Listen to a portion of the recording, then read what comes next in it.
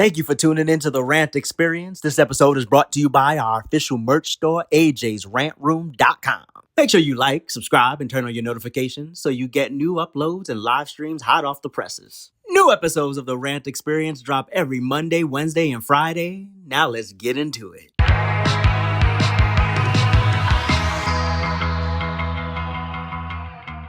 Listen, I'm going to do my best to give you the best 30 minutes of my life, baby. This is 5 years in the making, y'all. When I first started AJ's Rant Room back in 2020, I had a podcast on this app, but I was so bored. I was like, I feel like just another YouTube talking head. You know, just plucking outrage headlines and complaining about it. You know, basically what every liberal and conservative are doing this app still to this day. But I'm not only political, I'm an artist. In fact, I'm an artist first. So to do something normal is kind of not in my realm of possibility. And when I say it took 5 years for God to download this idea into my head, I was like, you couldn't give me this in 2020. You know how much money I miss, God, but it's cool. I understand. It's not my time, it's the Lord's time. And boom, there you have it. The Rant Experience was born. On paper, the Rant Experience is a 30-minute juggernaut of spirited, well-crafted rants about pop culture, politics, and nostalgia, fused with personal testimonies and just plain common sense. Ultimately, I'm gonna do what I want, but that's pretty much the synopsis. That's what I'm operating from. Now, who is this black man yelling in your ears? My name is AJ. I'm a native New Yorker. As I said, I'm an artist. I'm a registered Republican, and I'm also a conservative. I love music. I love football. I love politics. And yes, I love women. And we'll dive into all of that as we get to know each other. But now it is time for a politics fix.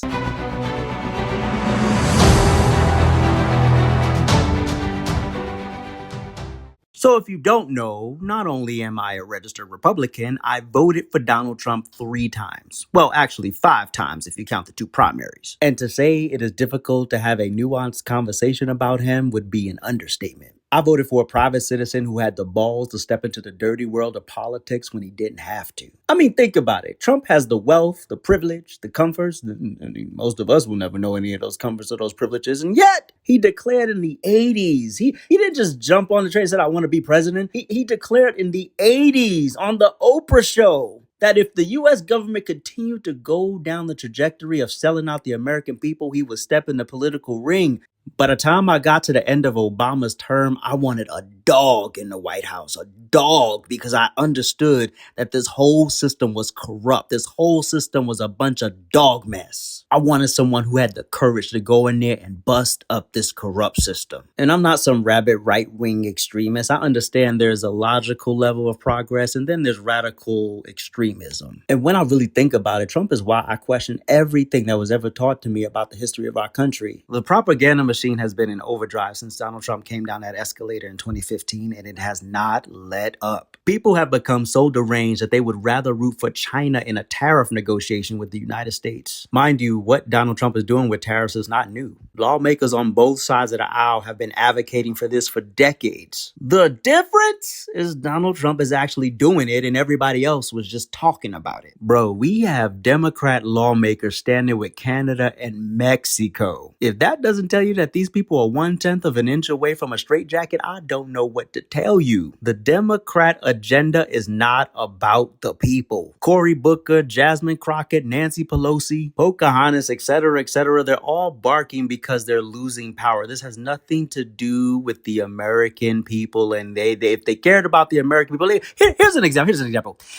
Look at Joe Biden's administration. The party of the people hired 87,000 IRS agents to come after your median income ass. They didn't hire them armed agents to go after the 1%. They hired them to shake you down, average man. We are literally sitting here watching the reckless spending of our tax dollars before our eyes. And the Democrat Party have convinced a bunch of nitwits that Donald Trump's the problem. Christians are under attack every 2 seconds for making it clear that homosexuality is a sin, but Muslims get to live their best lives. I mean, can someone explain to me gays for Palestine? Anybody? Because the last time I checked, Christians may not co-sign your lifestyle choices, but they are not going to advocate for the termination of your life. I don't know, maybe it's something I missed. So yeah, I question the history books because of how history is being written right now. How do you reconcile the second coming of Hitler by electing him twice, not consecutively, in non-consecutive terms? And to make matters worse, he got more popular with each election. How, Sway? Your rights are not under attack. The boogeyman is not coming to steal your joy. Trump isn't canceling Black History Month or Pride Month. And nobody gives a damn if you want to transition your child. It only becomes a problem when you start to feed that mess to the masses. You want to be a they, them, yo ass all over your little bubble. But in the real world, you are what you are. And the problem with these people is if you give them an inch, they'll try to take a whole mile. Or in this case, the whole damn planet. I can promise you most conservatives and Republicans do not care who you go to bed with. Now, when you decide that drag queen story hour is something you now want to share at the kid's school as opposed to taking your kid to a drag show, do as you wish. But to quote Jan Van Zet, not on my watch. Woo! So what happened on this day in American history? President Abraham Lincoln was assassinated at the Ford Theater in 1865. And in 1775, the first abolition society in North America, the Society for the Relief of Free Negroes Unlawfully Held in Bondage, was founded in Philadelphia. Woo! Wade in the water, baby. Now I think we're ready for an uncomfortable conversation.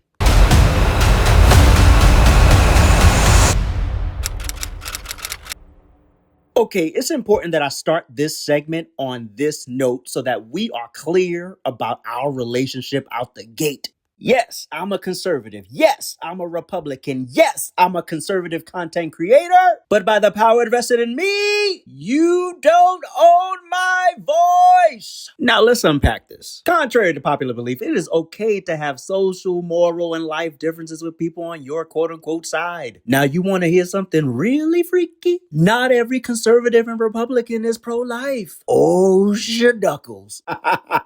I mean, not every liberal and Democrat is pro-choice either. Not every Republican or conservative is a Christian or religious in any way. And here's something else. Not every conservative and Republican is heterosexual. Oh, yeah! This is a reality check from my side. It's okay to pick a side. It's okay to stand on business. But it is not okay to be ignorant as hell. But real talk, this goes back to the political maturity that Malcolm X spoke about in his Ballad of the Bullet speech. This sort of blind political loyalty is prevalent on all sides of this conversation. And to remind you, this is an uncomfortable conversation. I'm not in the game of tribalism. I'm in the game of honesty. And I also say this because I've seen other YouTubers get caught in this trap, where they'll take a very hard political, social, and or moral stance on something, and then as they evolve as a human being, they start to question or shift, and the simple act of asking questions gets them in trouble. And then they find themselves trapped between the rock and the hard place of being authentic and maintaining their gravy train. One YouTuber I could think of on top of my head is Amazing Lucas. If you look at his content pre-2020 election, there was a shift. There was a big shift after that election. His political and social views evolved. And at that time, it cost him a little bit. And I'm not bashing the brother. I'm just bringing him up as an example of someone that I saw this happen to. Now, I say all that to say you should not agree with me 100% of the time. And in fact, you won't agree with me 100% of the time. I'm not in a cult, and I'm damn sure not interested in leading one. Discourse and dissension can be a good thing. It all depends on how you handle it. In my opinion, it keeps you honest and thinking, and more importantly, growing. The only time we should stop growing is when we're dead. And yes, you can grow even within the framework of your own beliefs. Bruh, it's okay to be a conservative and critique a police officer. It's okay to be MAGA and critique Donald Trump and members of his administration. We hired Donald Trump. We are not his fans. This isn't Celebrity Apprentice. I don't love Donald Trump. I hired him to stand on business. So I'm going to just keep it 100 with you. If you believe that you and your side are above reproach, this probably isn't the podcast for you. And that's okay, because with or without you, the mission will be fulfilled. I'm not the homie you call when you want to hear what you want to hear.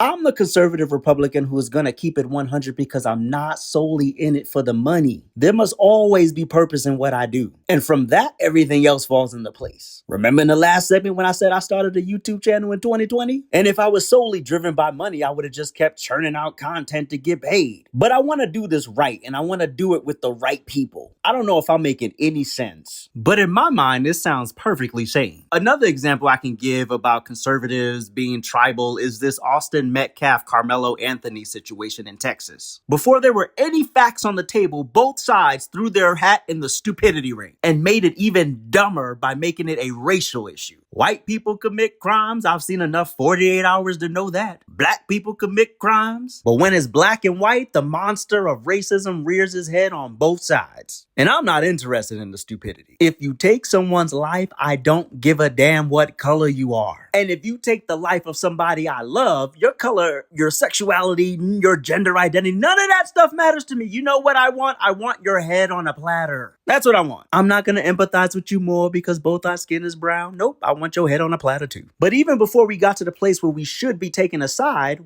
people took sides. Not we, but boneheads on both sides took sides. And there were even a couple of conservative creators like Anthony Bryan Logan and Craig Long who said that this possibly could be a self-defense case. And here go the BS. Oh, I'm unfollowing you. Oh, I can't believe you said this. Oh, I can't believe this white boy was killed in cold blood. Nobody know. Then you got black folks. Oh, well, he said don't touch him. How you know? You weren't there. We ain't got no footage. We ain't got no audio. We ain't got nothing. And honestly, if that's all it took for you to unfollow me, then you weren't a real one. You're just as dumb and you're just as emotional as you claim these liberals are, allowing your emotions to rule all your damn sins.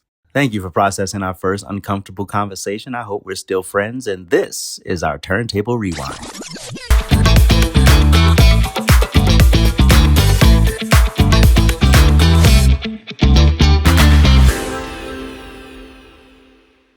Now, as you know, I love politics and I love football, but music will always be my first love. So this segment is dedicated to awesome moments in music history, albums that I love, artists I respect, moments in music history that shaped the soundtrack of my life, and I'm sure millions of you out there. Now let's take a little trip down memory lane on the Billboard Hot 100. On this day, the number one song in the year 2000 was Maria Maria by Santana featuring the Product G&B. Oh, I Can Make You Feel Older. The number two song was Say My Name by Destiny's Child, followed by Faith Hill with Breathe. I don't think your bones hurt enough. The number four song was Bye Bye Bye by NSYNC. And rounding out the top five was Amazed by Lone Star. I was only supposed to do the top five, but the Thong Song by Cisco was number 6. That song seems tame as hell compared to today's musical standards. By the way, the number one movie in America on this day in the year 2000 was Rules of Engagement, starring Tommy Lee Jones and Samuel L. Jackson. And yes, you guessed it, I did not see it. I like movies, but I have movies that I really like and I just watch them over and over again. And that's it. I'm not a really go see the latest, the greatest. It's just never been my thing, y'all. I know you probably feel like you need a hip replacement at this point, but let me point out that these songs are turning 30 years old this year. Wonderwall by Oasis, that used to be my joint. Just a Girl by No Doubt. Now, anybody who knows me knows that No Doubt is my band. Waterfalls by TLC. Gangsta's Paradise by Coolio. One of Us by Joan Osborne, and Ironic by Alanis Morissette. Now, I'm more of a hip-hop, R&B, industrial rock, house music, gospel, and Christian rap kind of dude, and I know even that is all over the place, but I'm starting to, appreciate other genres of music. For example, country music, also jazz music. Shout out to Nancy Wilson. But I would be remiss if I didn't point out one landmark album that turned 20 years old last week. The Emancipation of Mimi by Mariah Carey. Some call this the greatest comeback in music history, and I'll tell you why. For those who don't know, Carey dominated the 90s, dropping an album every year of that decade. She racked up 11 number one singles and sold over 70 million albums. That was just in the 90s, y'all. That wasn't in 2000. That was just the 90s. She was signed to Columbia Records and married CEO of Sony Entertainment and her boss, Tommy Mottola, in 1993. He was 43 and she was 24. Ain't my business. Their marriage was marked by controversy, with Carey describing it as controlling and isolating. Hey, no, I'm so shocked. Anyway, Mottola has since apologized for their troubled relationship, and I won't bore you with the details of their marriage. If you want all of the nooks and crannies and the details, you can pick up Mariah Carey's memoir. I believe it's called The Meaning of Mariah Carey. Anyway, after fulfilling her contractual obligations, she departed from Sony and began the new millennium fresh by signing an unprecedented $80 million 5-album deal with Virgin Records in April 2001. What soon followed was a very public physical and emotional breakdown, a failed movie and soundtrack which led to Virgin buying her out of her contract for $28 million. Not down and out for long, Carey signed with Island Records and dropped the sleeper album Charm Bracelet in December 2002. But it was 2005's Emancipation of Mimi that put Mariah Carey back on top, selling over 15 million copies worldwide, spawning several hit singles, most notably It's Like That, Shake It Off, and of course, We Belong Together. Congratulations, Mariah Carey, and happy 20th anniversary to one of the best R&B albums ever released. And now that I've made us all feel like fossils, it's time for an AJ Throwback.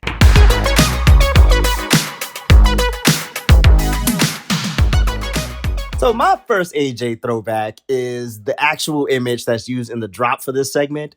That was in LA. I believe it was probably 2017, 2018. The thing that I remember, but I don't remember the show. I don't remember what any lines. I don't remember. I remember liking my costume, but the one thing I actually remember about that day that annoyed the hell out of me was that wig on my head.